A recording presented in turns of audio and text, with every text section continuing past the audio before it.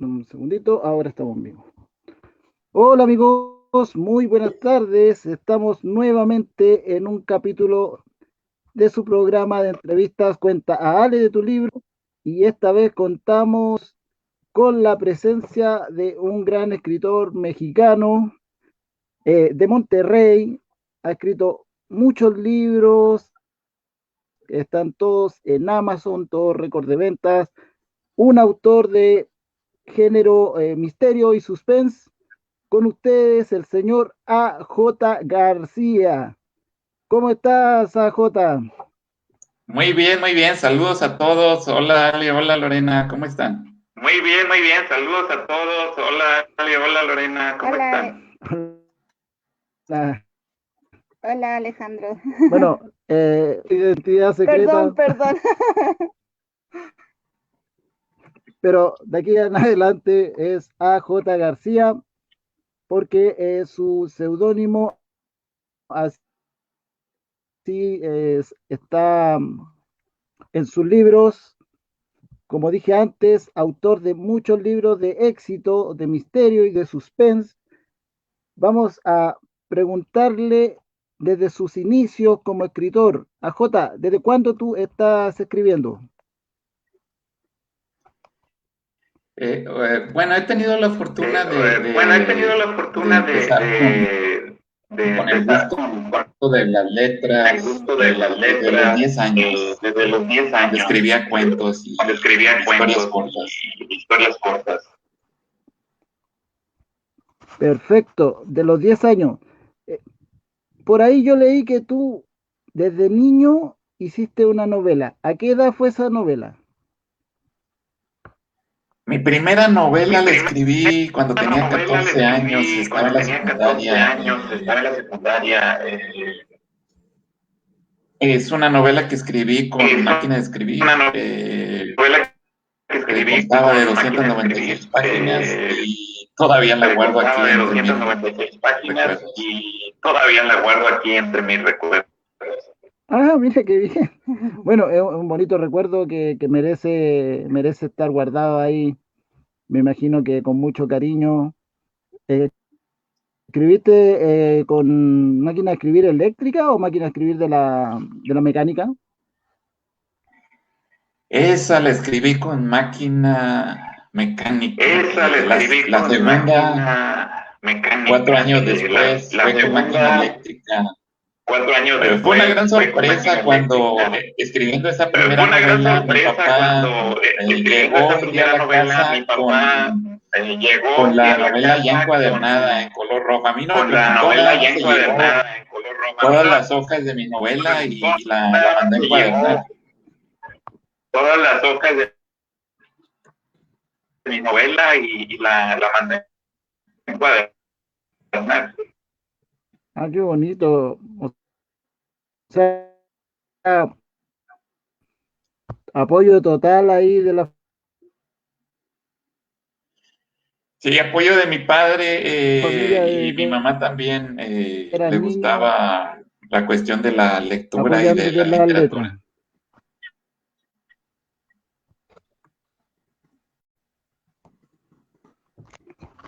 Dame un segundo. Sí, apoyo de mi padre y también le gustaba. Ya, perfecto. Al parecer tenemos un pequeño desfase. Voy a, vamos a probar, vamos a recurrir. Sí, sí, se desfasó tu voz, así que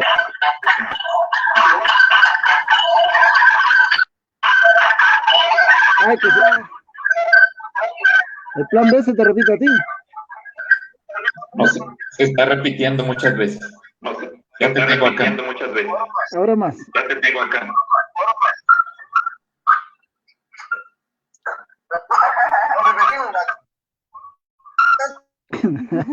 Nos repetimos bastantes veces.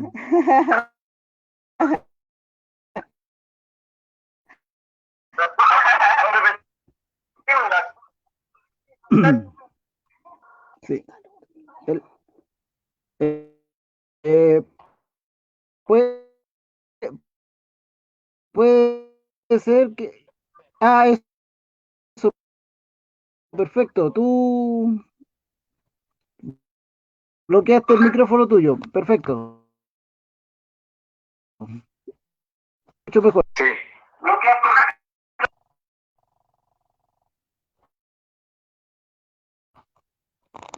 Ya. Entonces nos decía que tu primera novela la escribiste en máquina eléctrica. Me imagino que no con esas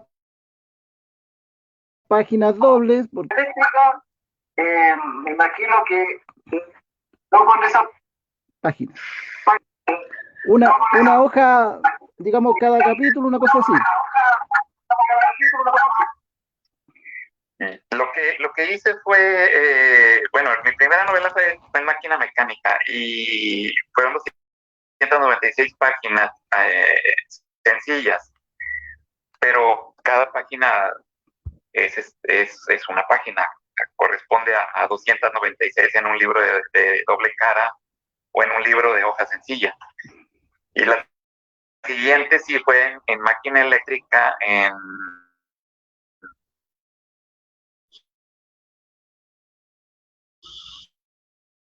tenía 18 años, o sea que a los 18 años yo ya había escrito 2 novelas.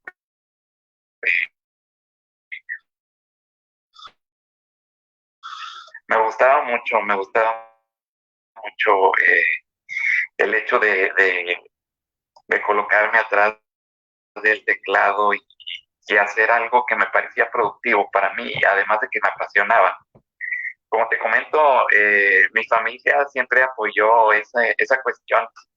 A mi mamá le gustaba también escribir historias, pero no era tan meticulosa ni detallada. Tenía buenas ideas con alguna editorial.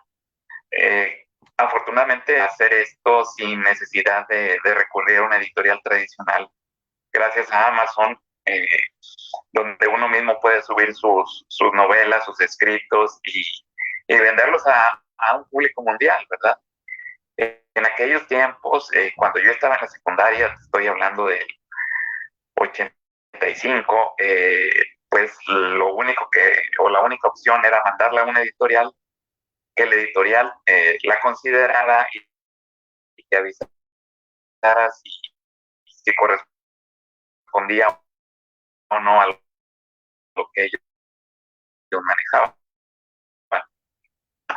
Eh, 2 o 3 meses que no era parte de lo que ellos manejaban, ¿verdad? Pero les agradezco mucho que me hayan respondido, ¿verdad? Por lo menos sé que sí se tomaron la molestia de considerar, de leerla y de darme una respuesta. Claro, en aquella... Exactamente, en aquellos tiempos sí los veía. Hoy en día me da la impresión de que los manuscritos que les llegan, que imagino que deben ser miles, pues simplemente tengo la impresión de que no los leen. Y es hasta cierto punto comprensible porque ellos, siendo una editorial, pues son una empresa, ¿verdad? Y como empresa, pues yo tengo que asegurarme que lo que voy a vender se va a vender. Esto lo tiene uno que ver desde el punto de vista de negocios y pues uno como escritor independiente tiene que buscar la manera de que puedas colocar tus obras, que a fin de cuentas es arte, y que siendo arte es cuestión de gustos, y que no necesariamente una obra de calidad se vende, ni necesariamente una obra de mala calidad no se vende.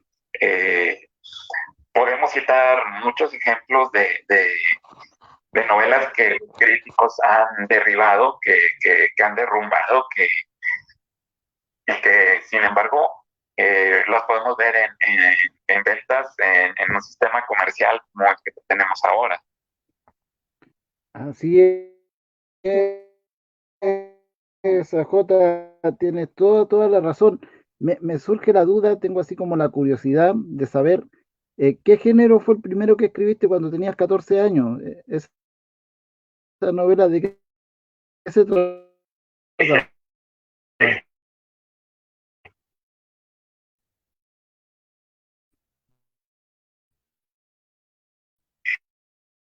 yo no me acuerdo de todas las cosas acerca de Dios. Y mis papás lo leyeron. Y cuando lo leyeron, quedaron sorprendidos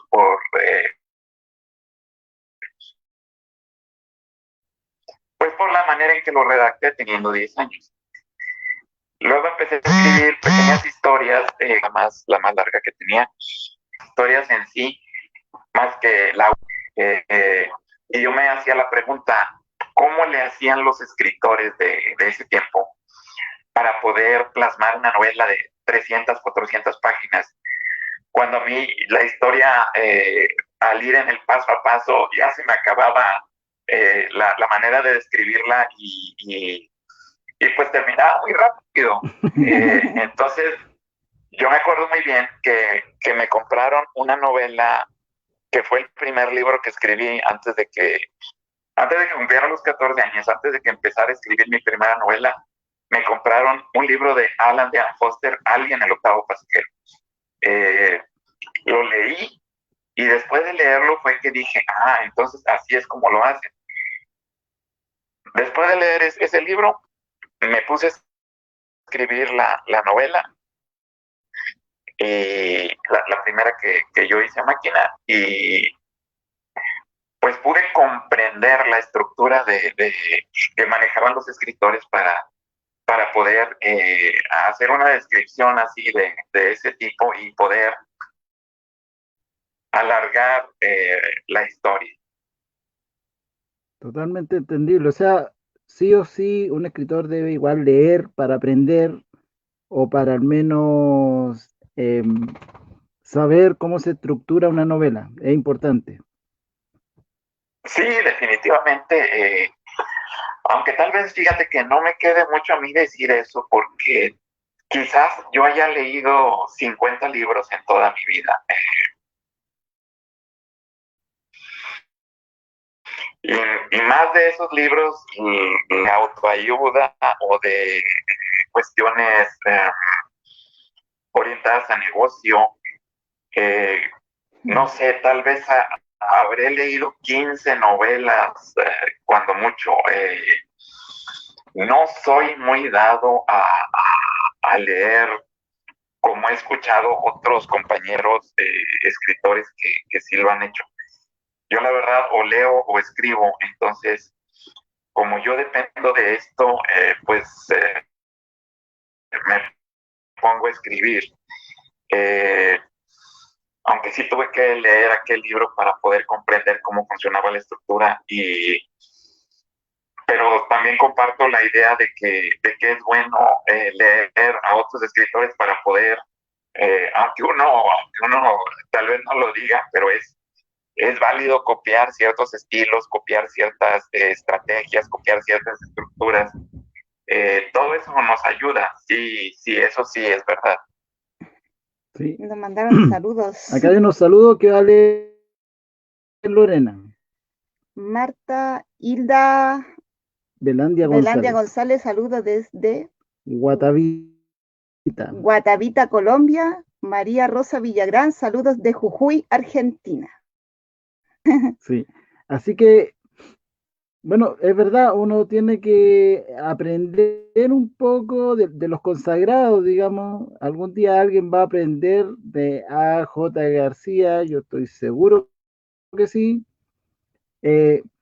A.J., yo precisamente tú habías comenzado eh, tu periplo literario en alguna editorial o directamente comenzaste como autopublicarte.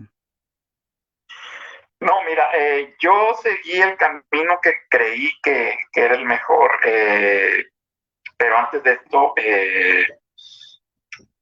ojalá tengas voz de profeta y ojalá algún día yo pueda llegar a timbrar en el mundo de los escritores con lo que hago, ¿verdad? Yo le pediría a Dios que pudiera concederme esto, es mi sueño, es lo que yo quisiera.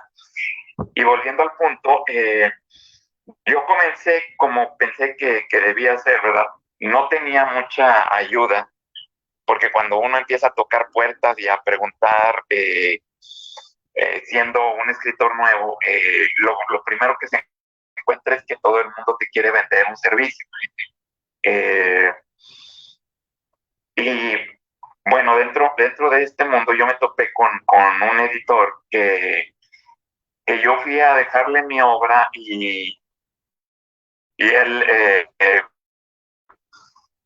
me ofreció el servicio de corrección ortotipográfica y corrección de estilo, etcétera. Y yo le dije, mira, me encantaría que pudieras darme eso, pero yo no cuento con los recursos para pagar una corrección de ese tipo. Una buena corrección de estilo, una buena corrección ortotipográfica, te cuesta alrededor de $5,000 en libros del volumen de los que yo manejo, ¿verdad? Entonces yo dije, yo lo que vengo contigo, porque tú eres editor, es para que tú... Pero me dio un muy buen consejo, o sea, dentro de todo lo que platicamos saqué algo de provecho, porque lo primero que me dijo fue, cuando tú empiezas a escribir un libro, lo que tienes que hacer, antes que nada, es decidir hacia quién va dirigido. Y ese ha sido un pilar de lo que yo he hecho después de eso. No es algo que uno quiere escribir y que diga, bueno, porque yo lo escribí, porque me gusta a mí, va a venderse a todo tipo de público. No, hay diferentes géneros, hay diferentes tipos de público. Lo vas a dirigir a un público infantil, un público juvenil, a mujeres, a hombres, a un género de thriller, un género de suspense, etcétera. Tú tienes que definir eso antes de empezar el libro, porque es la origen. Te comento, yo ofrecí mi libro a una editorial aquí en México, en Aguascalientes. La editorial pues lo vio y lo aceptó, y yo pensé que había sido un gran triunfo, pero en realidad hay muchas editoriales que toman manuscritos medianamente bien escritos para poder venderlos, comercializarlos ellos, mediante lo que ahora llamamos autopublicación, en la que el escritor paga la producción del libro, pero la editorial se queda con los derechos para comercializarla por un cierto tiempo. Y a nosotros nos pagan regalías que regularmente, y en el mejor de los casos, toma 6 meses recibirlas. Y repito, en el mejor de los casos. Esa editorial con la que comercialicé mi primer libro, Al borde del círculo, que escribí en el 2014, me parece, desapareció. Desapareció a los meses o al año de que empezamos a hacer negocios, y tuve que demandarla para poder recuperar mi libro y poder subirlo yo mismo a Amazon. Después de esta mala experiencia y mientras estaba la demanda en curso, contacté a Editorial Planeta en España y ellos aceptaron mi manuscrito del Don de Rachel, y fue una historia algo similar, aunque debo aceptar que la producción del libro fue magnífica. También la colocaron en todas las plataformas existentes, pero no hubo promoción del libro, que es lo que prácticamente ninguna editorial te da. Ninguna editorial te promociona el libro, y las pocas que tienen ese servicio te lo cobran, o te lo cobran muy caro, o no está bien dirigido. Entonces uno se topa con ese tipo de cosas. Además de como te comento, cada editorial se tarda mucho en pagarle a los autores las regalías de los libros. Mencionando a Planeta, que fue mi segunda experiencia, yo tardaba 10 meses en recibir las regalías sobre mis ventas, de las cuales yo tampoco estaba seguro si era el total de las ventas o no. No tenía acceso a un reporte de Amazon porque ellos manejaban todo. Y si ellos me decían, oye, se vendieron 10 libros, pues yo les tenía que creer. No tenía manera de confirmar si era cierto o no.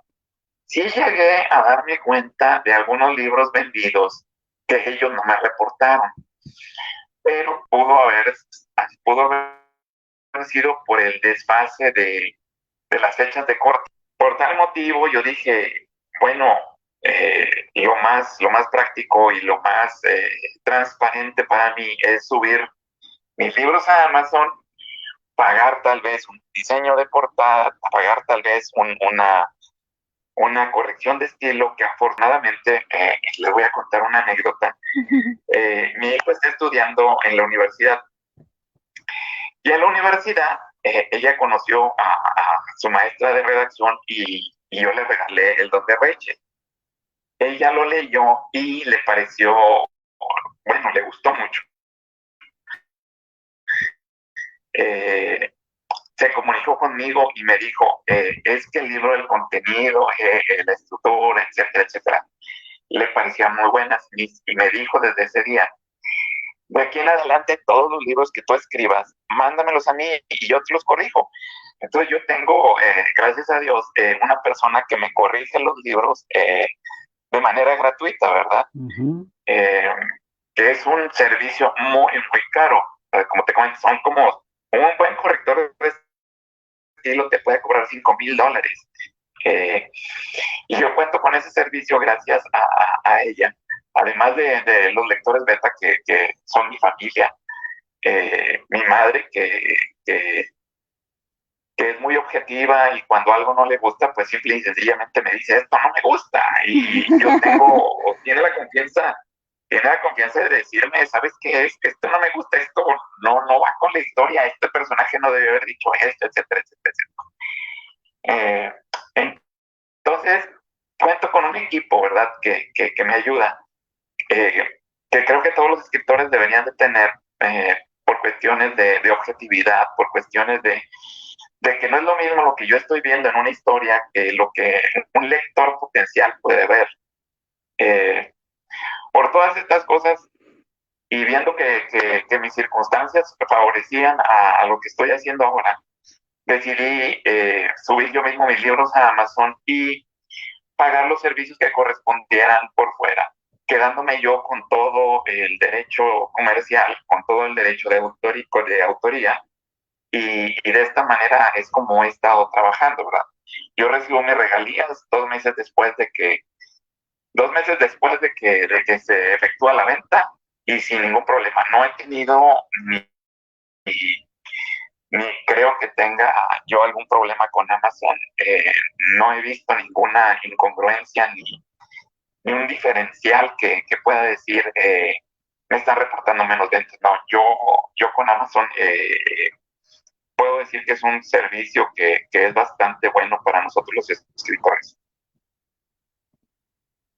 Súper bien que haya llegado, digamos, a la autopublicación. Se recomienda bastante, mucho más que las editoriales tradicionales. Eh, Cuando uno comienza, digamos, como escritor y quiere tener a su bebé en las manos, lo primero que piensa es una editorial. Y te da tanto golpes en la vida, digamos, literaria que terminas autopublicándote y te das cuenta que tal vez es lo mejor. Los escritores que ya tienen un poco de fogueo en esto optan por Amazon directamente, pero los más noveles, los que están escribiendo su primera novela, los que están llenos de sueños, ilusión y esperanza en la novela que escribieron, caen, entre comillas, en las garras de estas editoriales que, tal como dijiste, aunque te ofrezcan un buen servicio, porque lo estás pagando, lo que no te ofrecen es una buena segmentación de mercado, no te ofrecen una buena publicidad para tu libro, no apuestan por tu obra, simplemente te entregan tu obra. Y hay otras que no son transparentes a la hora de rendirte cuenta de las regalías que te ofrecieron. Así que yo creo que estás en un buen camino con Amazon, que es una empresa que hasta el momento ningún escritor ha reportado alguna queja.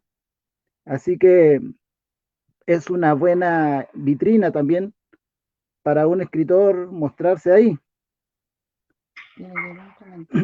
Ah, tienes un largo comentario. Sí. ¿Lo leo yo? ¿Lo lees tú?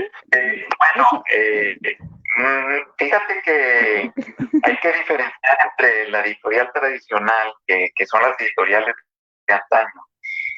El plan tradicional todavía existe, pero es muy poco frecuente.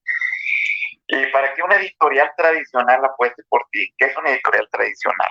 Es aquella que te paga los derechos por adelantado, que te dice, ¿sabes qué? No sé, vamos a ser soñadores, te voy a pagar $1,000,000 por los derechos de publicar tu obra, más las regalías, que es un porcentaje que regularmente no pasa del 10% de venta. Entonces, estas editoriales lo que hacen, en ese plan, a mí sí me gustaría entrar, ¿verdad? Porque esta editorial está apostando por ti, porque esta editorial está pagándote por adelantado, tomando un riesgo, y por lo tanto ellos van a arriesgar dinero para promocionarte, para publicitarte, para hacer presentaciones, etcétera, etcétera. Mientras que las otras editoriales, las que te cobran para que tú publiques tu propio libro, ellos lo que están haciendo es cubrir sus costos de producción con lo que tú les estás pagando. Y bueno, como mencionaste, muchos de los autores que estamos empezando, ¿verdad? Porque yo empecé de la misma forma, no conocen este camino. Sin embargo, cuando he tenido oportunidad de hablar con alguno que está buscando editoriales, yo les digo, ¿sabes qué? Esta fue mi experiencia. Nunca pagues para que publiquen tu mismo trabajo. Tu trabajo vale, tu trabajo no lo puedes malbaratar, no puedes decir, ¿sabes qué? Yo te voy a pagar para que publiques algo que es mío. O sea, el mismo hecho es un poco, no tiene una razón de ser, ¿verdad? Y lo que pasa con estas editoriales que a esto se le llama autopublicación, o a veces le cambian el nombre y le dicen autoedición para desviar un poco la cuestión del concepto que ya está un poco gastado en el ambiente. O coedición. Lo que hacen es que se aprovechan de los sueños de la gente, y así es como subsisten. Ellos viven de lo que los escritores les pagan en lugar de vivir de lo que venden a los lectores. Y si alguna, me parece, no estoy seguro, pero me parece que las 50 sombras de Grey fueron autopublicadas. No me hagas mucho caso, pero si no es esa, alguna otra de las que ha tenido un boom de ventas ha sido autopublicada.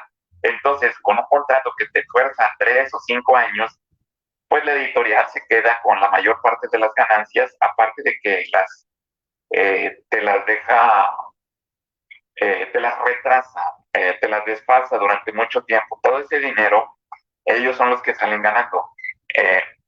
Su negocio es cobrarle al escritor en lugar de promocionar obras, lo cual es muy complicado porque no se está alcanzando el mercado correspondiente a los lectores que están dispuestos a pagar un dinero que en realidad es muy poco. Un libro te cuesta entre $3, $5, un libro electrónico, pero hay gente que ni siquiera quiere gastar esos $3 o $5. Te cuesta menos que un boleto de cine, aunque bueno, ahorita no hay cines, ¿verdad? Pero es realmente muy barato leer un libro.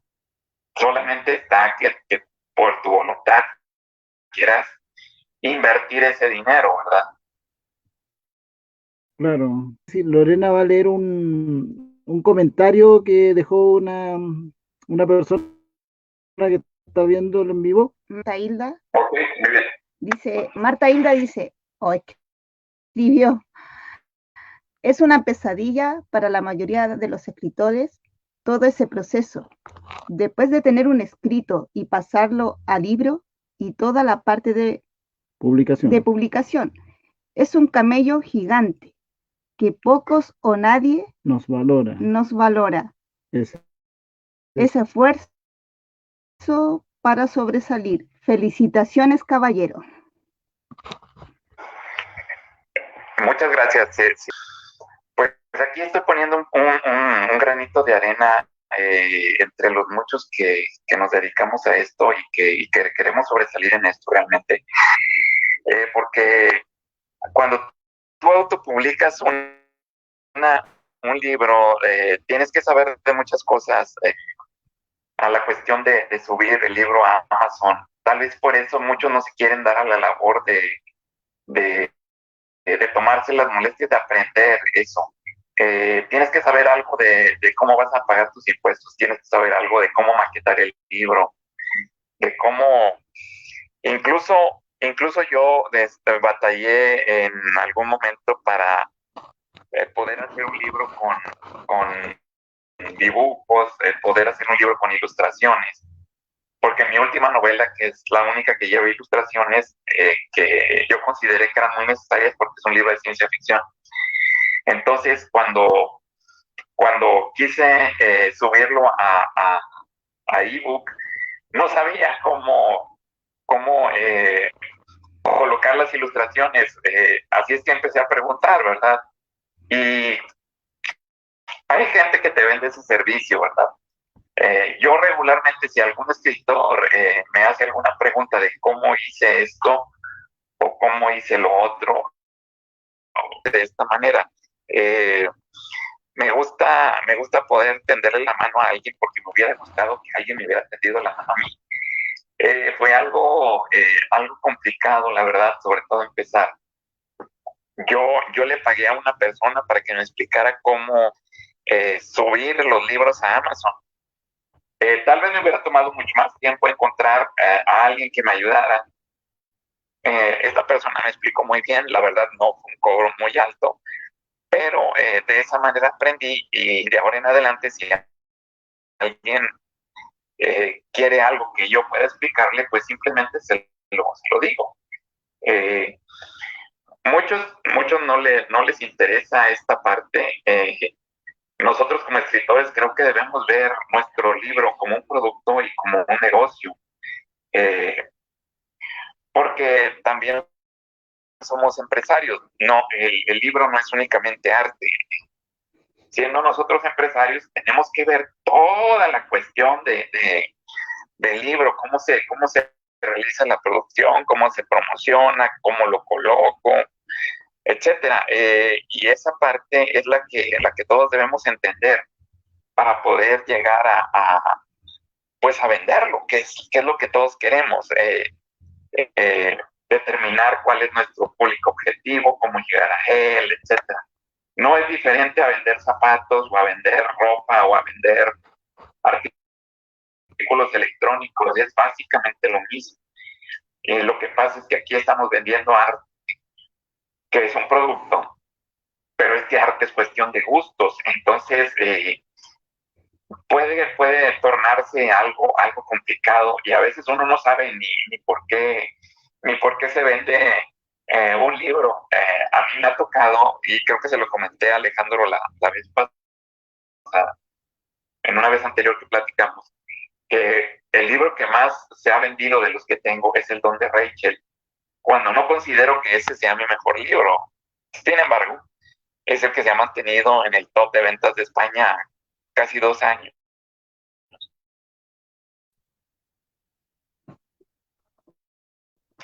Sí, bueno. Sí, pero esta es una de las preguntas que venía más adelante. Porque precisamente te iba a preguntar algo muy similar, ya lo respondiste, pero sí, es el tema de lo que decía yo, la segmentación, porque no es solamente que va a vender un libro, también va a vender el género del libro, y no todos van a leer. De pronto va a tener un segmento de gente que lee, pero lee romántica. Entonces no van a apostar por el misterio, por el suspense, ni por el terror. Así que se te va acortando un poco la brecha y el gráfico va bajando. No es algo muy fácil, no es como vender zapatos, aunque sí se parece, porque alguien del número 35 no se va a comprar un zapato del número 40. Entonces, de por sí, todo tiene ¿cómo se llama? Su mercado directo. Sí, sí, así es. Pues lo que uno tiene que hacer es, mi segmentación de mercado es muy simple. Yo busco hacer algo que sea entretenido, algo que el 95% de la población de lectores pueda parecerle interesante, porque dentro de ese 100% del mercado, yo considero, o estadísticamente podemos considerar un 5% de personas que son lectores muy exigentes, que son lectores de que buscan una profundidad filosófica en lo que están leyendo. Es un porcentaje muy pequeño del total del mercado.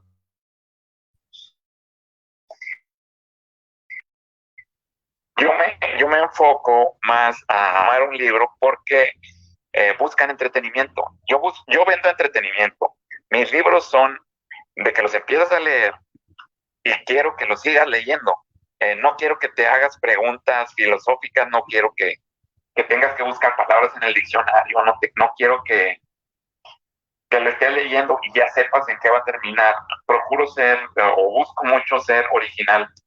Y en cuestiones, por ejemplo, mi último libro lo tuve que escribir 3 veces porque les voy a comentar, les voy a hacer un punto como ejemplo. En mi libro hay una raza eh, que está en un planeta diferente al nuestro.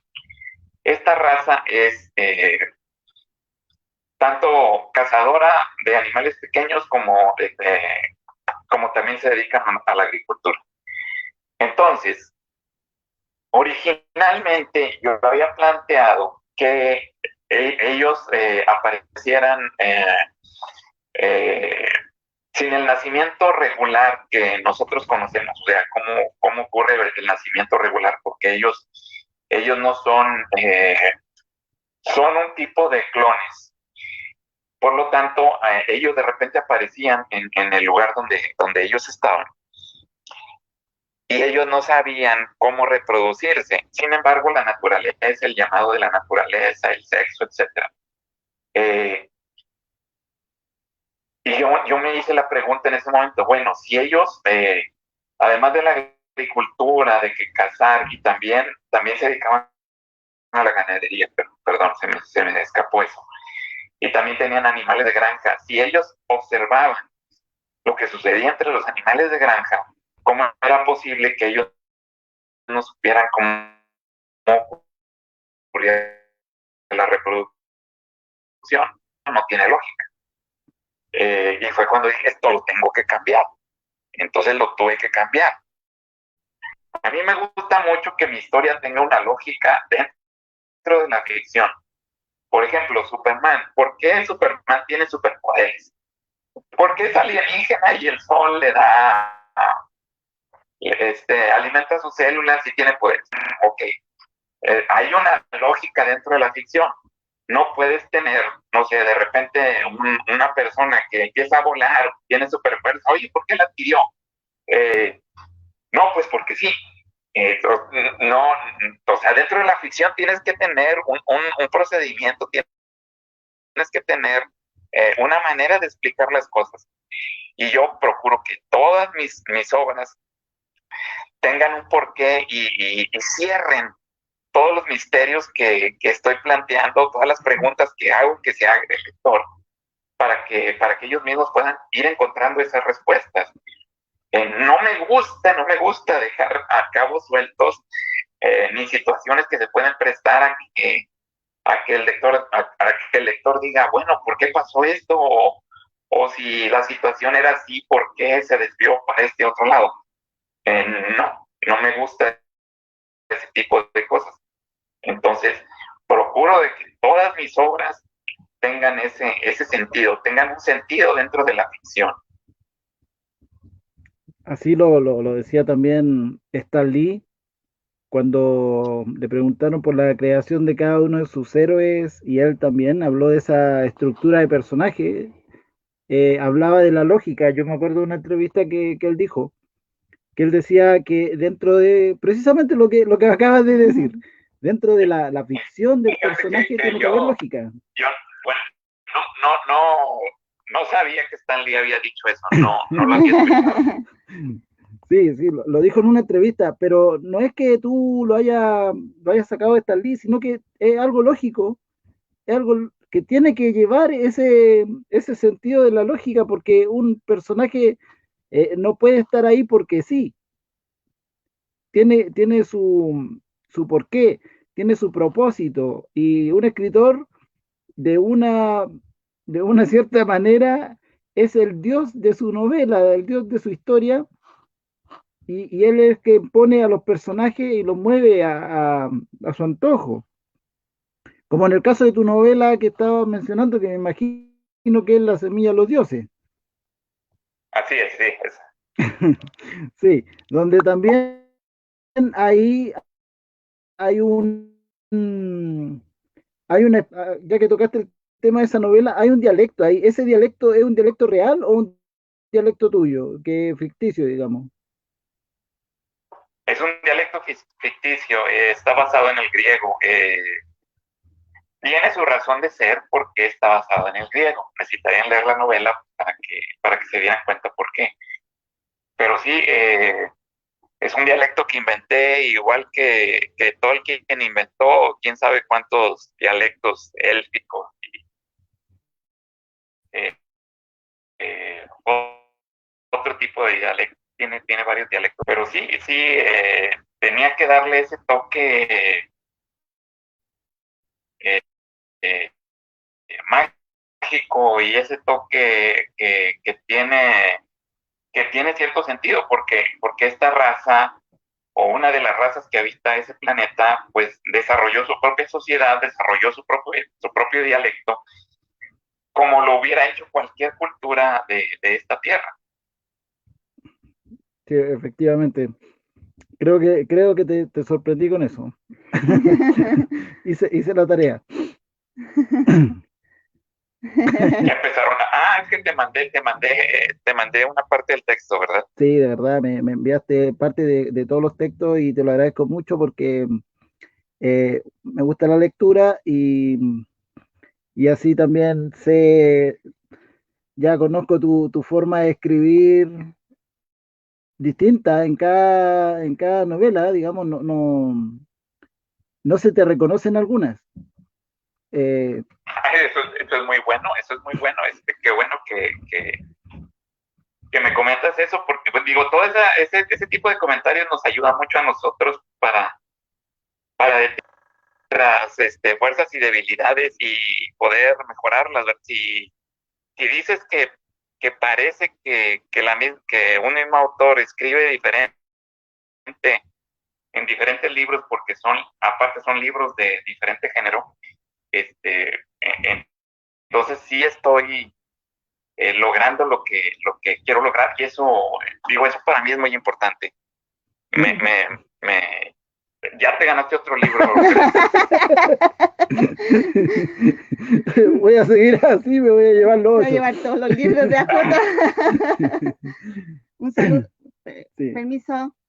Me escribió mi primo, así que le mando besitos y un saludo grande a Juan Carlos y también para su hermanito José Luis y a mi tía Imenia, así que besitos para ellos. Saludos para ellos. Saludos para ellos. Sí.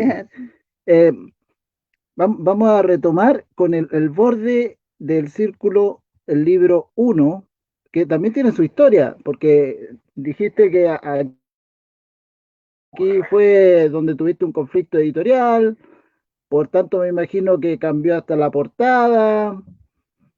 Eh, el libro en sí no cambió, pero la portada me imagino que sí, porque cada editorial tiene su diseño y es propio.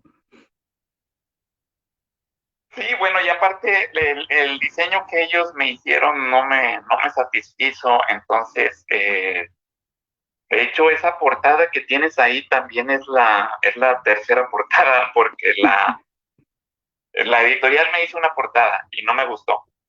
pero se comercializó con esa portada. Ya. Después yo hice otra portada. Esa portada no estaba pegando, entonces cambié la portada. Ujú. Cambié la portada y ese mismo día se vendieron 4 libros impresos. Ah, Qué bueno. Nada más cambiando la portada. Ya bueno, entonces sí tenía algo que ver.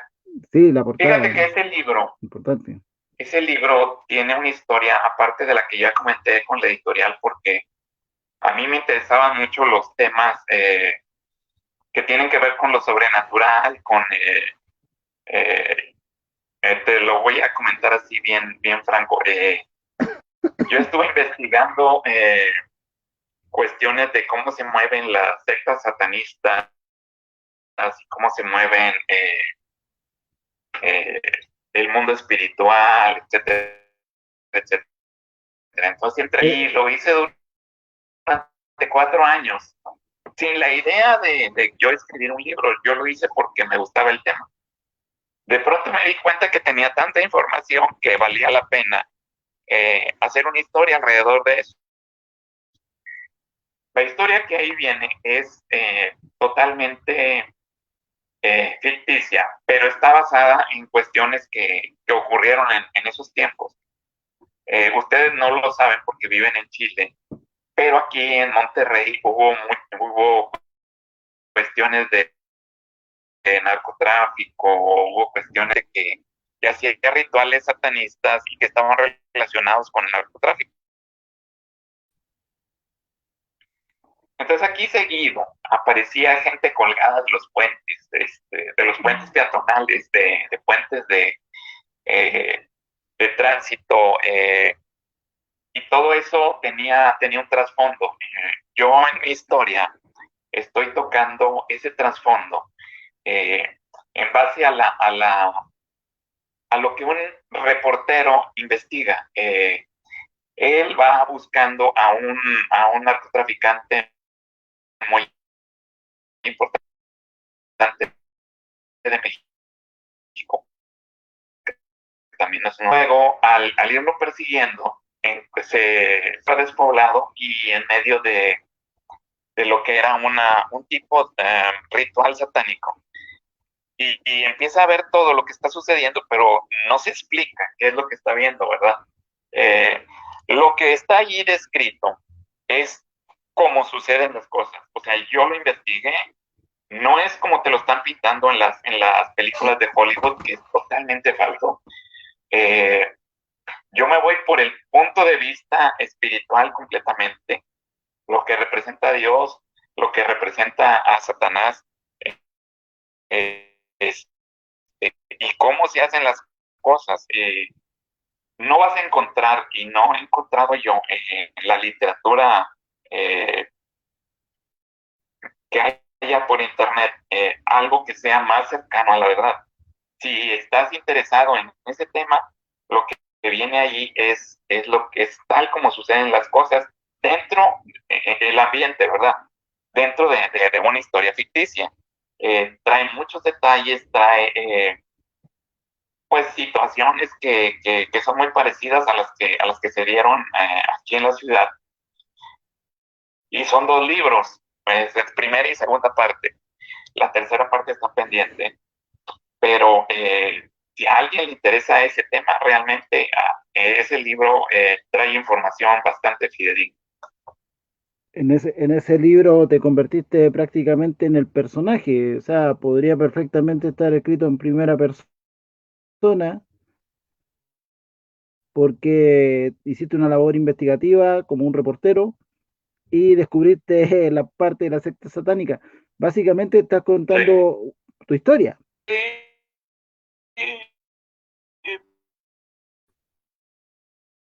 Digamos que el reportero, que tiene muchas cosas mías, muchas cosas propias de mi personalidad, eh, y él se va topando y va creciendo. Incluso es un personaje que piensa de una forma al empezar la novela y luego termina, concluye más bien pensando de una manera diferente, en base a las situaciones o las relaciones que va haciendo durante el transcurso de la historia.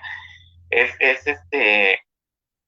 pues una historia que en un principio yo la había escrito en un libro de unas 800 páginas, pero me di cuenta de que la historia no podía, no podía contarse en esas 800 páginas, así es que dividí el libro, cambié algunas cosas, metí otros personajes, y bueno, pues es un libro que es muy peculiar, es una, incluso podría decir que es un género que no existe.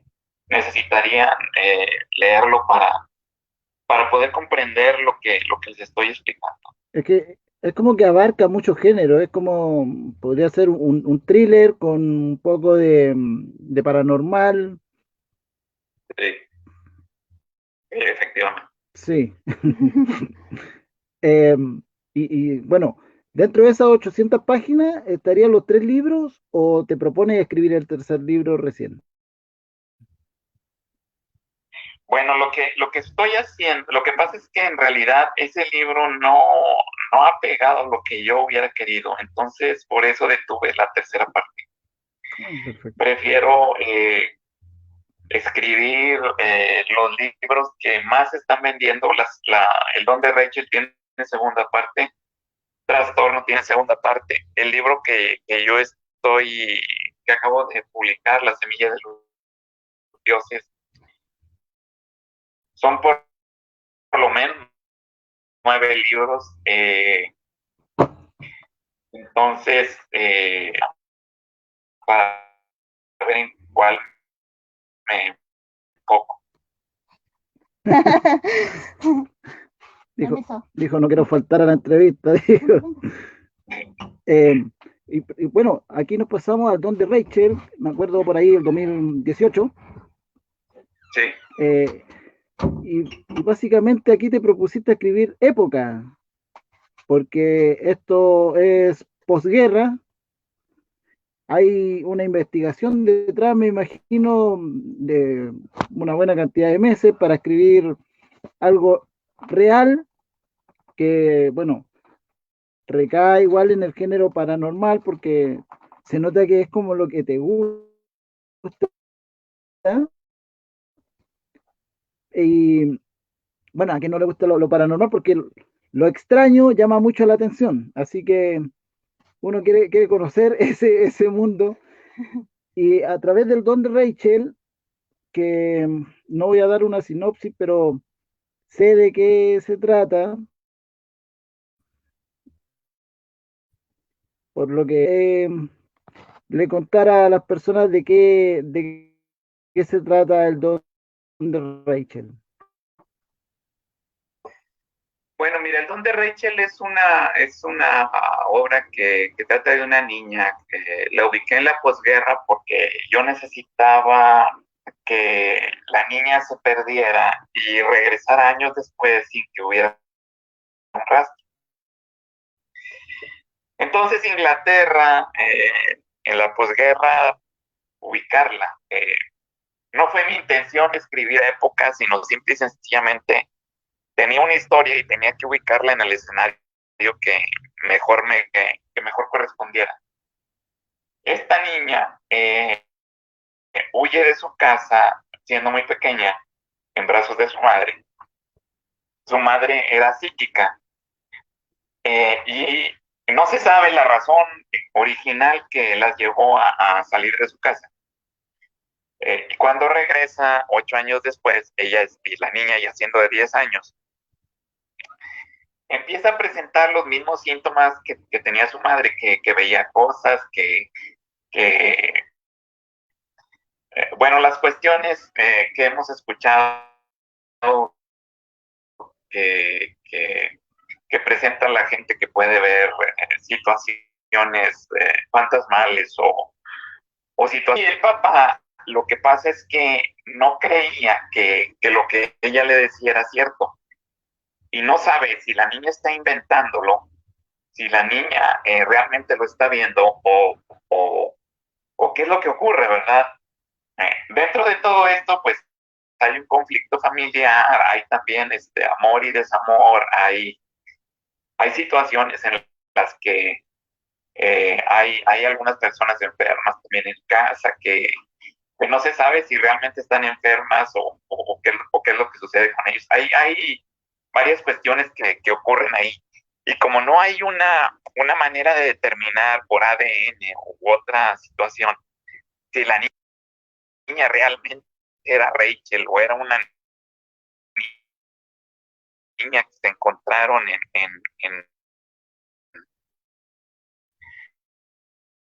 eh, perdida en un orfanatorio, entonces, pues, eh, eh, realmente el comentario de ella con la historia en sí, pues es una de las maneras en que me ha tocado inferir y decía, anoche soñé con que estaba en el trabajo y que su jefe le estaba regañando, etcétera, etcétera. O sea, tenía situaciones del trabajo con las que tenía pesadillas.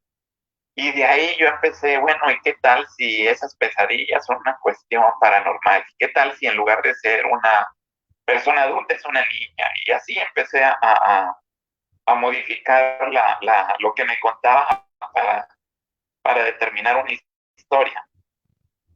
Así con otras situaciones también que, por ejemplo, veo una escena en la televisión o veo una noticia o me entero de que una persona le pasó tal o cual situación y la historia surge luego ya desde la idea principal de la historia, uno puede ir modificando de acuerdo a lo que se quiere lograr. Es muy interesante y por eso está donde está en Amazon España y tengo entendido que en Amazon Estados Unidos también es muy requerido el don de Rachel.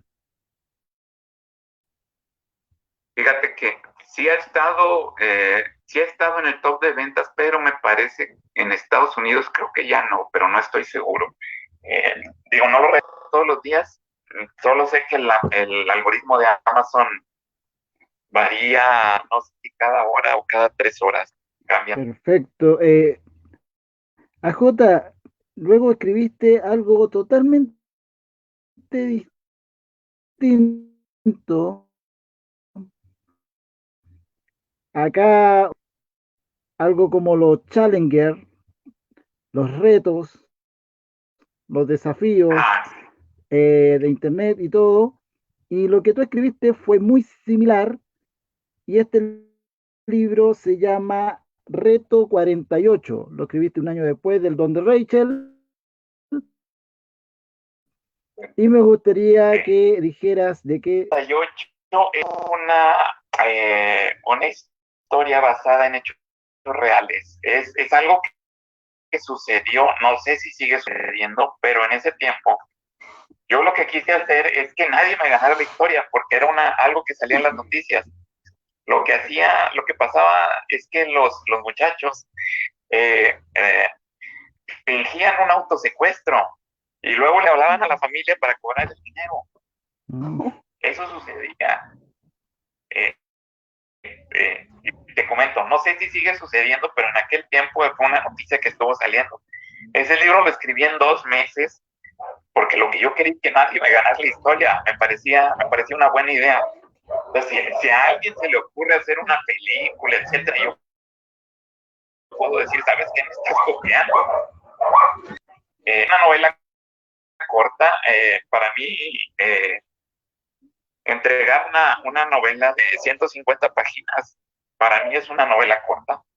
Regularmente mis novelas son de 450 o más páginas,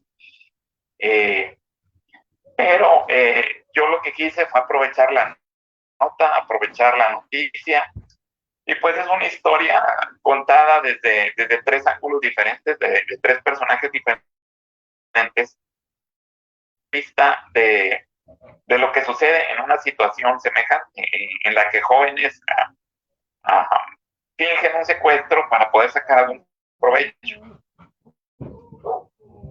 Me imagino que dentro de esto hay un giro inesperado también, como en todas tus novelas. Pues el giro es, básicamente, es una novela de crítica social, porque lo que yo planteo aquí es por qué lo hacen, quiénes son los responsables, quiénes están involucrados, cuáles pueden ser las consecuencias. Y es una novela que se lee muy rápido, únicamente tanto del punto de vista de los padres como del punto de vista de los hijos. Este, como dijiste, es conciencia social, es, bueno, buscaste tus propios responsables, los propios iniciadores de esto, eh, pero los tuyos, digamos, no hiciste una investigación de quién eran, sino que tú creaste todo este mundo y esta solución. Se fue que en base a las notas periodísticas que yo leí, en base a lo que se había planteado de situaciones que habían ocurrido, inventé personajes y los acerqué a lo más que pude a lo que era la nota real, ¿verdad? Ujú. Y planteé, yo también soy padre, entonces uno entiende, y también fue adolescente, entonces uno entiende lo que significa o lo que implica intentar llamar la atención, porque hace uno a veces cosas que parecen tontas y, y las consecuencias que tiene hacer cosas que no se deben. Claro, como el hacerle caso a los amigos, seguir al mono mayor, como le llamamos acá. Creo que en el mismo año, La Deuda. Ah, sí, sí, la deuda. Sí, Sabes que esa novela fue una novela que yo primeramente hice un guión cinematográfico y lo mandé a concursar a Videocine, una productora aquí mexicana. Hubo un concurso, hice el guión cinematográfico, lo mandé, no ganó, así que tomé la novela y la mandé a Amazon, la subí. Es muy interesante esta novela porque se plantea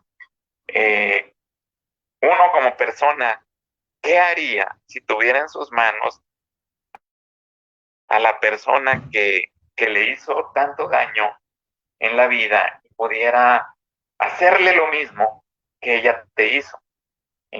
Trata también las cuestiones de los secuestros en México. Doy algunas estadísticas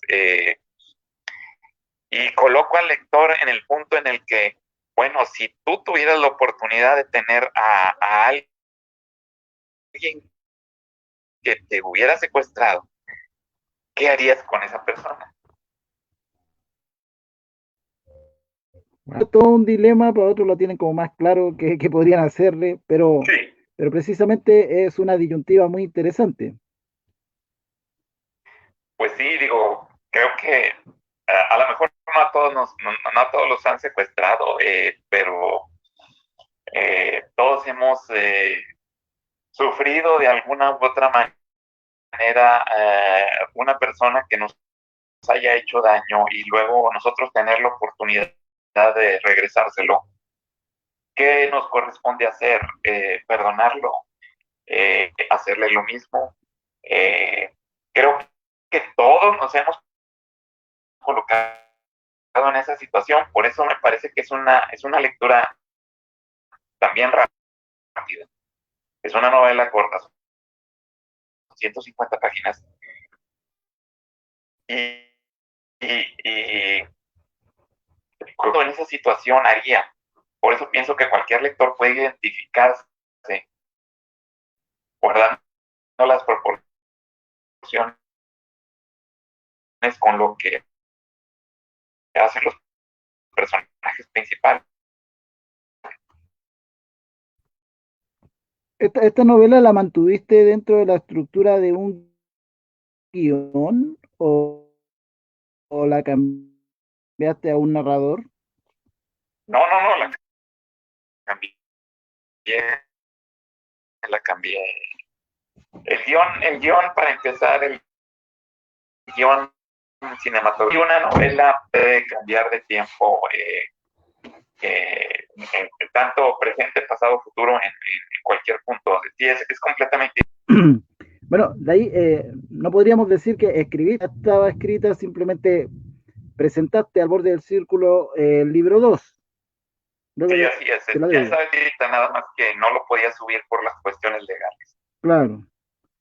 Y de ahí escribiste nuevamente EPA y apostaste por el western y un poco de romance con Destiny. Sí, y sabes que es bastante con las situaciones en el. Sabes que proporcionalmente era más peligroso el oeste que la situación. Si nos vamos a proporciones, moría mucha más gente en el oeste de esos años que la gente que muere actualmente, en porcentaje.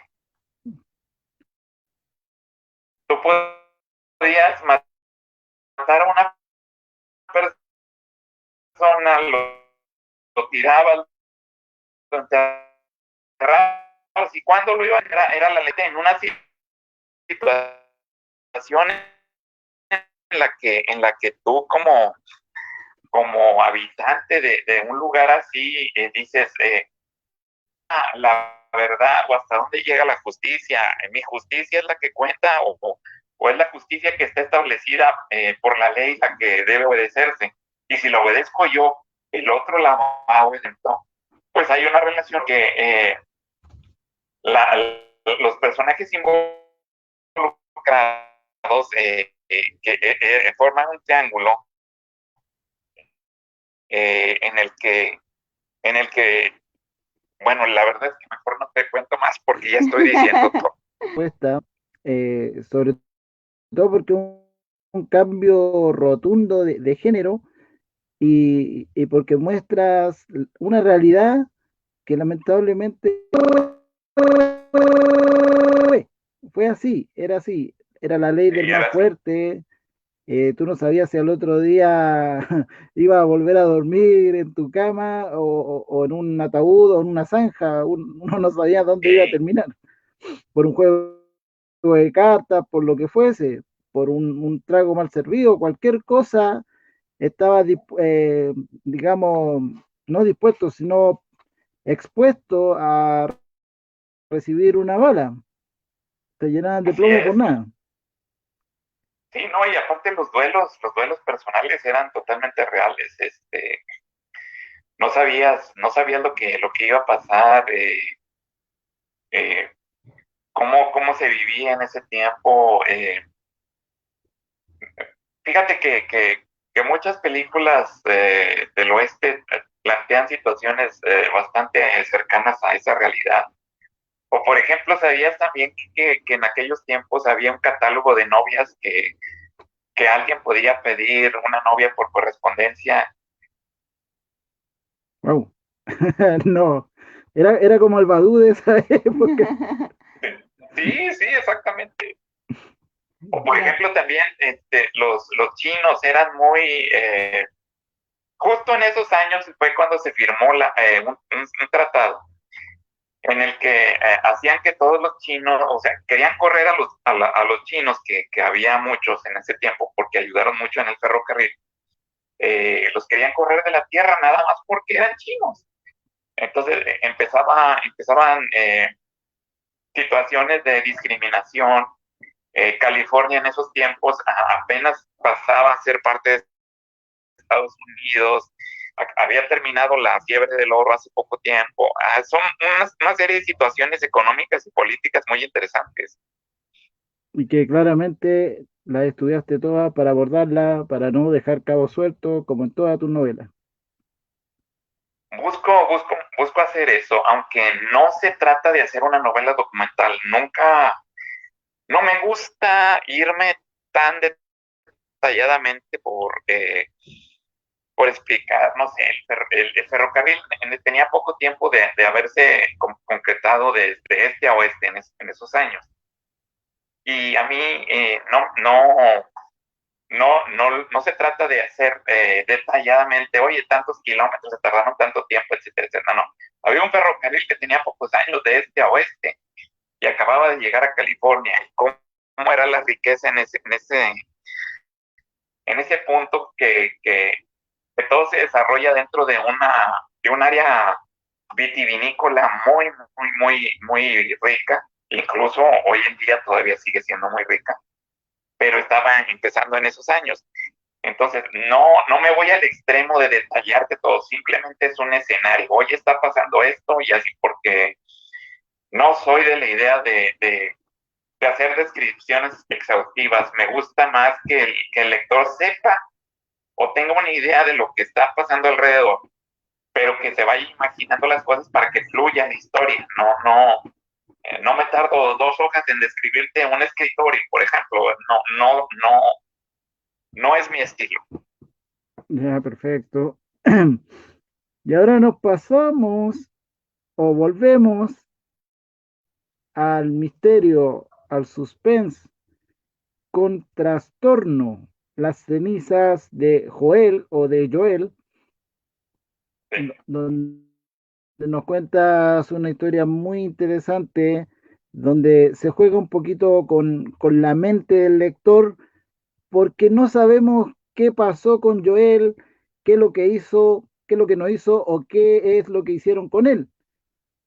Cuéntanos un poco, porque todavía estamos enmarañados con Trastorno, pero me gustaría que estiraran la mano así, hacia el lado de mi cámara, por favor. ¿Hacia el lado de tu cámara? ¿Sí? No, ahí, hasta acá. Ya, lo tengo, gracias. Ah, Me gané mi primer libro. ¿sabes Nos qué? ganamos. Ahora te voy a sacar de ritmo. Ya lo empezaron a leer.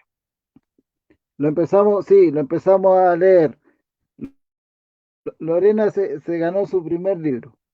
Ahí, Sin querer, sin querer. ahí está. Y ahora estamos conversando, o mejor dicho, Ale está conversando con el gran escritor de este maravilloso libro. Sí, estamos conversando aquí en vivo con AJ García. Ahora vamos a hablar de Trastorno, vamos a hablar de Joel o de Joel y el por qué tiene una máscara. Él es hijo de una afamada actriz, llegó al pueblo de Lipstown, pero vamos a dejar que AJ se luzca una vez más y nos relate de Trastorno, las cenizas de Joel. Bueno, mira, Trastorno es uno de los libros que más me ha gustado escribir, porque yo lo que quería con Trastorno es provocar uh, que fuera un libro emocionalmente adictivo. Eh, los que lo han leído, los que me han buscado por Facebook después de leerlo, me han dicho que no han podido dejar de hacerlo. Como te comenté en nuestra plática anterior, hubo una persona que lo leyó en 36 horas. Yo no sé cómo le hizo, pero yo creo que no tenía nada que hacer. Pero Sí, es un libro lo leyó completo. bastante gordito, pero es Es muy muy interesante, interesante. sí. Me gustan esos saltos temporales que tiene, los saltos cronológicos que te vas de atrás para adelante, de adelante para atrás, pero todo concordando muy bien con la historia. Sabes que originalmente esa historia era una historia lineal, pero para poder yo hacer que terminara donde termina, tuve que estructurarlo de esa manera. No era mi idea original, pero me di cuenta que tenía que hacerlo así si quería darle el impacto. Además hay una cosa bien interesante. Es algo psicológico, no sé cómo se llama, pero ocurre o nos ocurre a todos. Cuando uno inicia algo, no sé si se hayan dado cuenta, siempre hay como que adquieres nueva energía, como que adquieres nueva fuerza. Voy a iniciar algo, es como cuando inicias una dieta o empiezas a hacer ejercicio en enero. Empiezas con toda la fuerza, con toda la energía. Luego va decayendo. Esa es una curva. Si tú logras lo que yo quise hacer con los saltos del tiempo, es que te estoy dando inicios, o sea, estoy recargándote de tal forma que tú al empezar a leer vuelvas a adquirir la energía que adquiriste al principio del libro. Por eso hace un libro muy adictivo, porque haz de cuenta que empiezas a leerlo y tu energía empieza a bajar, y luego cambio, otra vez empieza a subir, y así. Estoy buscando que estés como en una montaña rusa. Es una montaña rusa. Sí, efectivamente, y de esta manera. Ahora, los saltos del tiempo y luego, ¿cuál personaje supo qué cosa en qué momento? Pues sí lo tuve que revisar muchas veces para no equivocarme, porque además de esta estructura, también está la situación de que cada personaje cuenta lo que vio, como cree que lo vio, o a lo mejor se está inventando lo que cree que vio. Claro. Y el lector tiene que darse cuenta en base a lo que dice cada personaje y en base a alguna parte que está escrita ahí que dice hechos, que eso sí está seguro que sí sucedió, cómo va relacionando los hechos reales con lo que dice cada personaje para saber quién está mintiendo y quién está diciendo la verdad. Y no está escrita en capítulos, como ya te diste cuenta, es una estructura totalmente distinta. Sí. Se podría decir que es de una sola tirada, es un poquito como, por ejemplo, como El viejo y el mar. Yo leí El viejo y el mar hace tiempo, no recuerdo su estructura. Es como un solo capítulo, una cosa así. Sí, El viejo y el mar es de un solo capítulo prácticamente, no tiene capítulos. Es todo corrido, ¿verdad? Todo. Bueno, no es que no tenga capítulos en sí, sino que son, por ejemplo, Annette, que es de los personajes principales, su testimonio. Bueno, el testimonio de Annette es como quien dice una partición. Joel, otro de los personajes, bueno, esa es otra partición. Y así con cada testigo que van investigando, que va dando su testimonio, Claro. cada uno de ellos proporciona una parte de la historia. Y hay otra parte que tal vez no hayan llegado, que es hechos, que esa es la parte que tú puedes estar seguro que esa parte es real. Bueno, tienes que relacionar lo que precisamente ya dijeron con lo que van a decir, no he llegado. Ahí todavía no llego a los hechos en sí, pero sí. Claro, todo comienza sin Joel, comienza con su madre en un interrogatorio del FBI, buscando precisamente a Joel, porque Joel no está en la historia, y luego empezamos con la mamá y Joel cuando llegan al pueblo de Leafdown. Entonces, ahí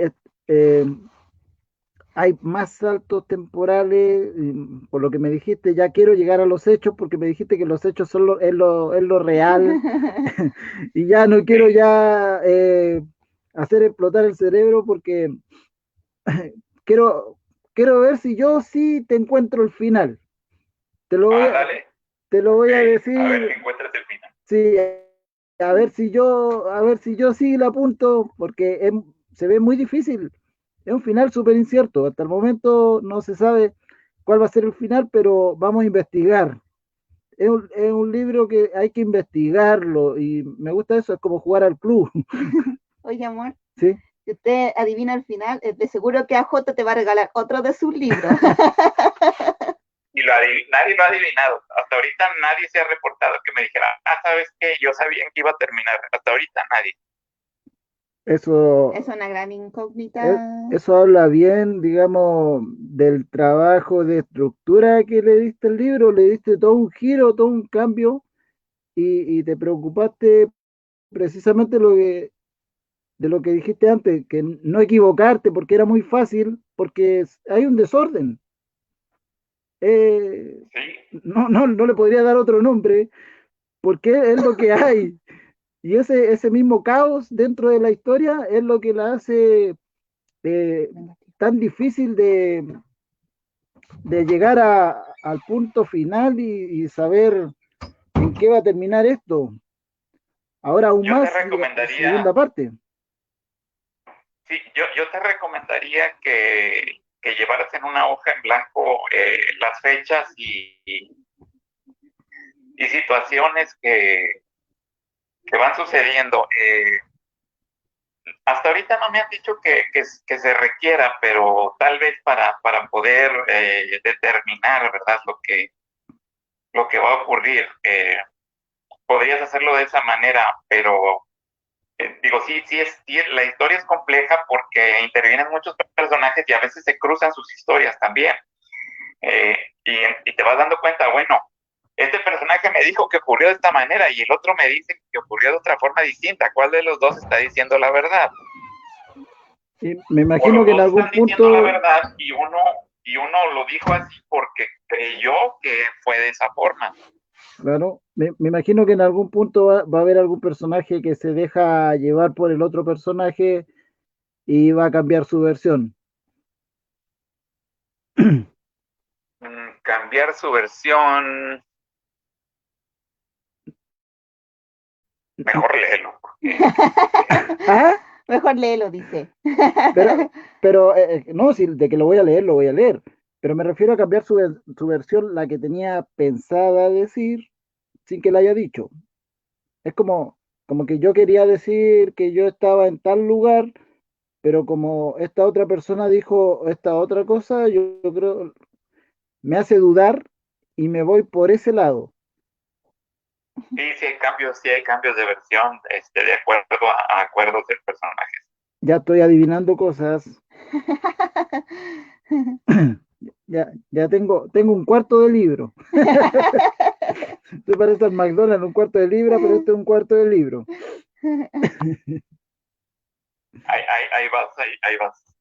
Sí. Ya, Eh, voy a retrotraer un poquito la conversación al don de Rachel, pero te voy a preguntar antes porque no quiero faltar, digamos, a lo que estábamos hablando en privado. Entonces, justamente me dijiste que el don de Rachel fue un libro que escribiste con un poquito de dificultad. Quería saber si podemos hablar del tema y si no, no se habla. no, perfecto. Me gusta tocar ese tema porque es parte de mi vida. Como te comenté, yo estuve en esos tiempos con una enfermedad que los doctores no pudieron determinar de qué se trataba. Era una enfermedad nerviosa que suponen que fue por algo ingerido, pero tampoco hay una seguridad de que haya sucedido así. El caso es que el don de Rachel yo lo escribí en 6 meses, que 6 meses para mí es algo extenso. Eh, lo tuve que escribir con una sola mano porque tenía que sostenerme los párpados para poder ver, porque lo que me provocaba esa enfermedad era que se me cerraban los ojos. Eh, con el tiempo, ¿verdad? Pues salí adelante de eso, pero sí el don de Rachel para mí fue en ese tiempo pues algo especial, aunque en realidad todos los libros que uno escribe, creo que para todo escritor tienen algo de especial. Sí, es verdad. Bueno, Lorena ya va por el tercero y también ella podría dar su punto de vista de si tiene algún libro favorito o en realidad todos sus libros son iguales para ella. Sí, todos mis libros son especiales para mí por la sencilla razón que he pasado por etapas alegres, depresivas, creo que cada escritor tiene siempre sus etapas oscuras, por decirlo así, en cuanto a salud, de cualquier manera, y incluso hasta paranormal te puedo decir que me pasaron con el segundo libro. Muy paranormal, diría yo, demasiado. Pero, pero aún así a uno le da más ganas de hacer cosas. Que habría solo el libro que pasa. No, No. lo que pasa es que, mira, primero surgieron cosas paranormales para quien lo leía. Mucha gente que lo estaba leyendo nos decía, estaba leyendo y se me abrió la puerta solo, Veía veo sombras. sombras, me abrieron el mueble de la cocina delante de mi papá, y eso que yo lo estoy leyendo y lo estoy recién empezando a leer. Entonces empezaron a pasarle cosas como a las demás personas, y a nosotros nos pasó un hecho eh, muy inverosímil.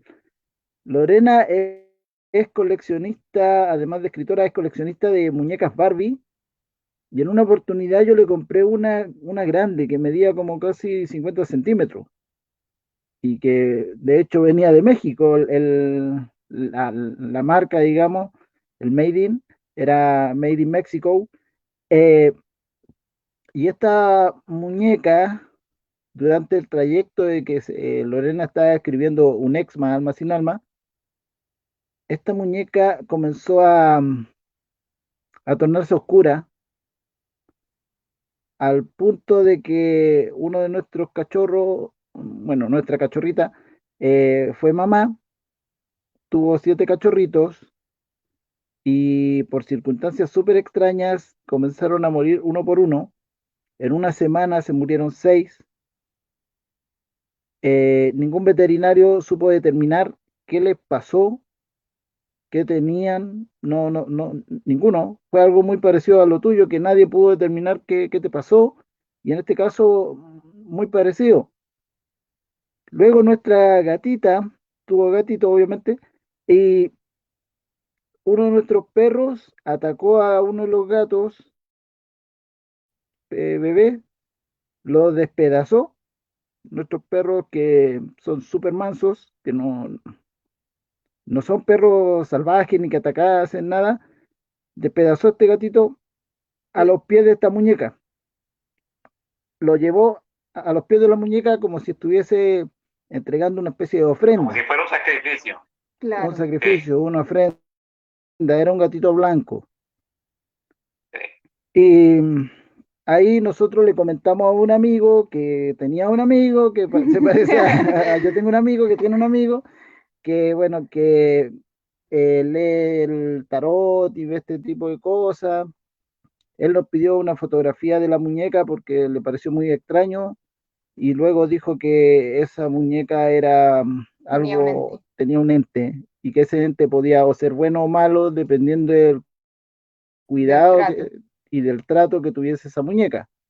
Cuando le comentamos lo del gato, él dijo inmediatamente: van a tener que quemar la muñeca porque está pidiendo sangre.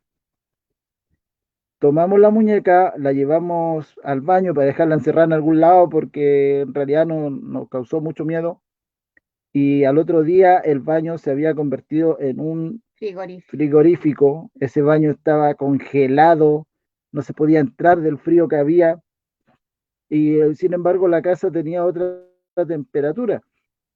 Fue súper extraño. Y lo más extraño fue cuando yo tuve que tratar de desbaratar la muñeca para primero tratar de quemarla porque no se quemaba. Tuve que usar combustible para que la muñeca prendiera. Que costó incluso despedazarla. Me costó despedazarla. Yo pensé que con un martillo estábamos listos, porque era una muñeca como De plástico. de plástico, del estilo baquelita, y, y se veía como fácil de romper, pero era como pegarle a un bombo porque me rebotaba el martillo. En otras palabras, el cuerpo de la muñeca se llegó a transformar como un cuerpo de goma para que no se pudiese romper con el martillo. Tuve que usar una picota para empezar a romperla así. Y así la rompí. La empecé a rajar y abrir ya con las manos después, junto con ayudado con la picota. Le eché combustible, la prendimos, el cuerpo ardió, pero ¿sabes lo que no se quemó, que tendría que haberse quemado de lo primero? Su pelo. Su pelo no se quemó y su cara tampoco. Solamente se quemó su cuerpo. Se convirtió en una especie de obra de arte de Picasso, una cosa media rara, así, plástica. Eh, Tenía que tomarla con la mano izquierda, había un sinnúmero de pasos a seguir para poder deshacerse de la muñeca una vez que estaba quemada. Así que eso hicimos, la fuimos a botar bien lejos, no miramos nunca más el lugar donde la dejamos y se terminó todo lo que había en la casa, todo lo que pasaba, nunca más volvió a pasar. Afortunadamente nunca volvimos a sentir ninguna cosa parecida. No es que seamos fervientes creyentes de este tipo de cosas, pero nos tocó creer porque lo vivimos, lo contamos a cara descubierta porque nos pasó. Una cosa es que seamos escritores y tengamos una gran imaginación, y otra es que estemos contando algo real que nos ocurrió. No sabemos si a causa de la novela, no sabemos si a causa de que algo echaron en la muñeca o qué habrá pasado. Eso fue lo más espantoso Pues mira, que vivimos. es un tema muy extenso y ya, de eso podríamos platicar en privado luego. ¿Le gustó la historia a la Jota? No por la historia, sino por ayudarlos, porque situaciones así, aunque muchos digan que no, son reales. Entonces, lo platicamos entre nosotros luego. Sí. Sí, nos parece muy bien. Bueno, prácticamente hablamos de todas tus obras. Menos de la última. ¿Verdad? La semilla de los dioses, ¿verdad? Se nos quedó la semilla de los La dioses. semilla de los dioses. Lo que pasa es que la semilla de los dioses la habíamos tocado al comienzo, pero la retocamos, por supuesto. Y es una novela que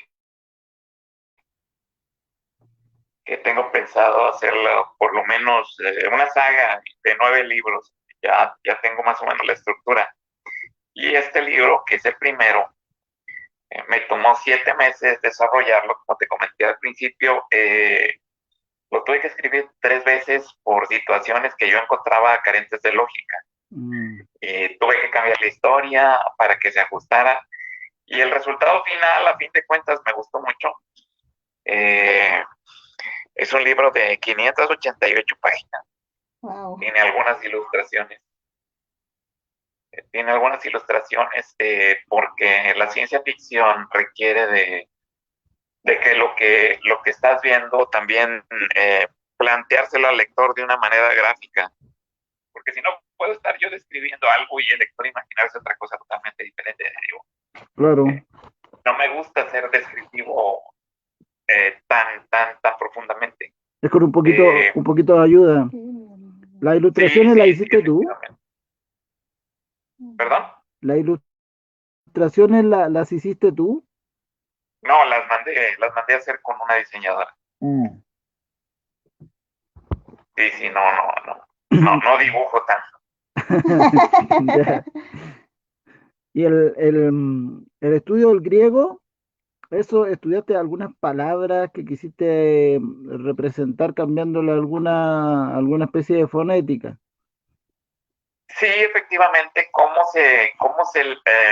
vaya, como no es el mismo abecedario, no es el mismo alfabeto, es lo más cercano a cómo se escucharía si lo estuviéramos leyendo en español. Ya, perfecto. ¿Hay algunas palabras que están ahí? No es que vamos a prevenir al tiro a los lectores, no es que esté escrito en un idioma raro el libro que no van a poder leer, o esos libros que de pronto se vuelven tediosos porque hay un idioma raro y uno ya como que se queda pausado ahí en el idioma No, no es todo el libro así, son algunos diálogos entre los personajes, pero de pronto vuelven Viene la a hablar traducción. español perfecto. Sí, es para dar a entender, ¿verdad? Que, bueno, cuando uno lee a Tolkien también se topa con este tipo de situaciones, ¿verdad? Y el que no haya leído a Tolkien, pues viendo las películas del Señor de los Anillos, te das cuenta que los personajes ocasionalmente hablan en su idioma, como el élfico. Ujú. Juego de Tronos también es lo mismo. Y es lo que yo utilizo ese elemento con un lenguaje nuevo, un lenguaje inventado en base al griego para dar a entender que esta raza hablaba su propia lengua. Queda súper explícito, se entiende súper claro. Yo creo que aunque las personas no hayan leído a Tolkien o no hayan visto o leído Juego de Tronos, van a entender que no solo en este tipo de obras, entre comillas, medievales, eh, también en una raza futurista, porque cuando yo lo vi como Es otro portada, no universo. se nota lo futurista. Me imaginé algo como Apocalipto cuando lo vi en portada. Ah, correcto. Sí, lo que pasa es que, ay, es que se tendría que leer porque estoy mezclando situaciones que aparentemente son anticuadas, pero hay que recordar que estamos en otro planeta, en otro universo, o sea, hay diferentes animales, diferentes plantas, aunque también hay algunos conocidos, pero tiene su razón de ser, o sea, ¿por qué hay animales que encontramos aquí y por qué hay animales distintos a los que encontramos aquí? ¿Por qué hay, digamos, humanoides? ¿Y por qué hay situaciones que podrían prestarse a algo similar a lo que encontramos en la Tierra? Eh, ¿Por qué es una novela de ciencia ficción y no una novela basada, no sé, eh, algo similar podríamos identificar en Avatar, que estás mezclando una raza que era muy similar a los indios en Avatar, y estás mezclando también la tecnología del futuro de la Tierra. Eh, Ahí estás considerando dos cosas totalmente opuestas. Ujú. En principio podría ser algo similar. Sí, eso es lo que, bueno, lo que podría tratar de determinar la portada, pero claramente cuando uno va leyendo se da cuenta que hay mucho tinte futurista, hay unos trajes especiales, no espaciales, pero sí especiales que usan, así, Sí. no me acuerdo en este momento el nombre de los personajes, pero incluso creo que por ahí algo de Stolaya, son, Con el tiempo lo vas a recordar con el tiempo. sí, me parece que por ahí había un Stolaya, algo así, no, no lo sabría pronunciar Estoy bien. yo Ah, ya. ¿ves? Sí, Estoy yo ya. tan perdido no andaba. Por ahí Así que van a ser 9 libros, tremenda saga. planeo pues poder terminar esos 9 libros. Es lo que tengo planificado ahorita y depende mucho también de cómo se mueva la obra. Ya. En este momento te encuentras, me imagino que escribiendo. Hay mucho proyecto ahí en esa cabeza y también haciéndose.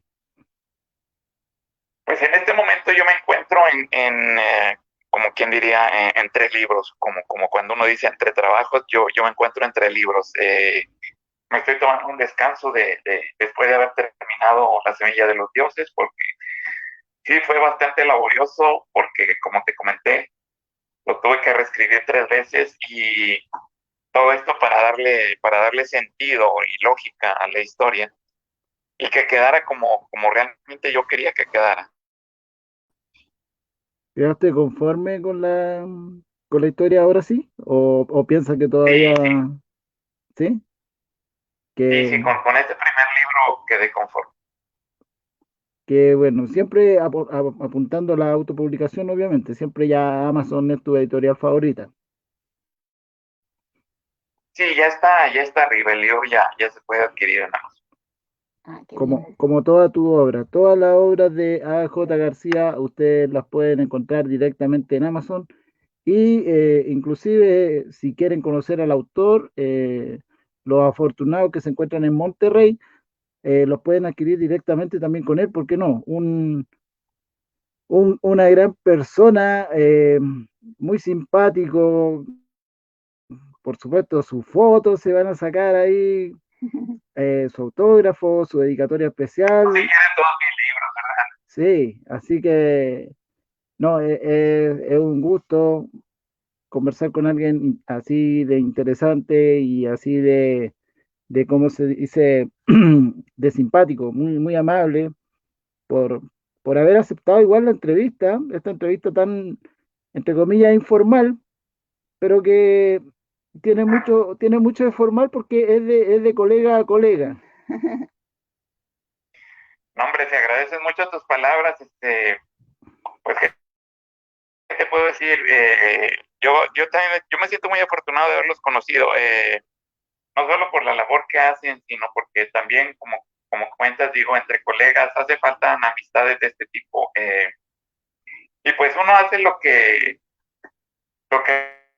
le gusta y uno intenta poder dar lo que uno tiene a la gente. Te agradezco mucho, Alejandro y Lorena, les agradezco mucho el contacto y que se hayan tomado la molestia de poderme invitar y de esta plática.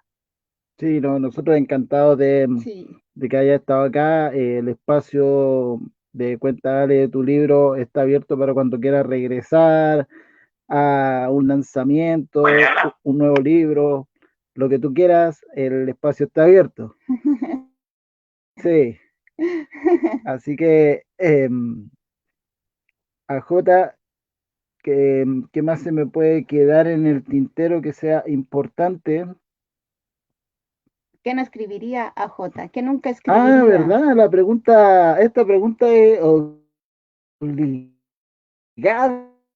Esta pregunta siempre la hago. ¿Sobre qué nunca no me siento, o no es un tema que me gustaría escribir novela erótica. novela erótica? Nunca escribiría novela erótica. Pero No. voy a leer, mira, voy a leer un poco Destiny, ojalá que llegue a la parte del romance, y ahí te voy a decir si escribirías o no escribirías erótica. No, todavía falta, es, no es al principio. Ah, ya, entonces me voy a quedar ahí con la gana de conocer eh, No, cómo escriben la parte del romance, porque del romance. Entonces, algo así. sí, entonces si tu escena es como un poco subida de tono, uno podría decir, pero AJ, estás ahí en el precipicio del erotismo. En la orilla. Claro, pero bueno, en algún momento lo voy a saber cuando lea Destiny, porque es lo que más se me hace similar. Sí, la semilla de los dioses también trae algo interesante, pero Ya, tampoco está al principio. tomaste tu recaudo. Dijiste, esto va a quedar ahí en secreto, va a ser un secreto hasta que no adquieran el libro, no van a saber si yo de verdad me caí al precipicio o me quedé en el borde. Exacto. Nos parece excelente. AJ, solamente al borde del círculo, ¿tú consideras que el personaje tiene algo parecido a ti o cada uno de los personajes de tus novelas tiene algo tuyo? Pues en Al borde del círculo es cuando me lo comentaron mucho. En los otros no. Eh, lo que sí compararon, Al borde del círculo, no sé, tiene una estructura, y no lo dije yo, me lo comentaron eh, otras personas que lo leyeron, que se parece un tanto al psicoanalista Ah, ya, de Katzenberg. ya. Eh, Pero, yo no había leído el psicoanalista, primero escribí este libro, luego leí el psicoanalista y yo mismo me di cuenta y dije, tiene cierta estructura como la que yo escribo, pero no dije nada. Luego, otros lectores fueron los que me comentaron, se parece al psicoanalista, aunque son temas totalmente diferentes. sí, ¿te acuerdas que yo te había comentado el Joker, eh, asimilándolo un poco con trastorno, pero más que nada era por el hecho de que se juega con la mente, en el caso del Joker, con la mente Okay. con la mente Sí. del espectador. Acá tú juegas un poco con la mente del lector. Y a eso yo Sí, decía que se parecía, no que fuera la misma trama. sí, en este caso yo creo que Trastorno se parece más al estilo de Katzenbach, pero no sé, léanlo y ustedes comenten. Ya, yo. Sí, bueno, es lo más, Acuerdo. sí, es lo más cercano que tenemos, que es trastorno, que lo tenemos aquí, lo vamos a leer. Lo otro, tenemos algo de máximo 66 páginas, que igual es un deleite, pero nos vamos a ir primero por trastorno, porque este sí que es como el challenge de las 48 horas. Sí, a ver quién. No, bueno, son 36 horas el que me dijo que lo leyó más rápido. Yo voy a tratar de leerlo en una noche. Ok. Ya. El próximo reto son 24 horas. Ese es el próximo reto y voy a llamar ¿cómo se llama? ¿Cómo se llaman estos que ven los récords? A Ya, Guinness. Guinness. Aquí sí. Ese va a ser el reto. Que lea trastorno más rápido y que adivine el Exacto. final. Van a ser dos A ver quién desafíos. adivina el final. Sí, Vamos a ver quién adivina el final. sí, Sí. así que te mandamos un fuerte abrazo. Nos quedamos un ratito charlando si tú quieres, luego de salir del aire. Voy a despedir el programa. Nos dio muchísimo gusto tenerte con nosotros acá en el programa.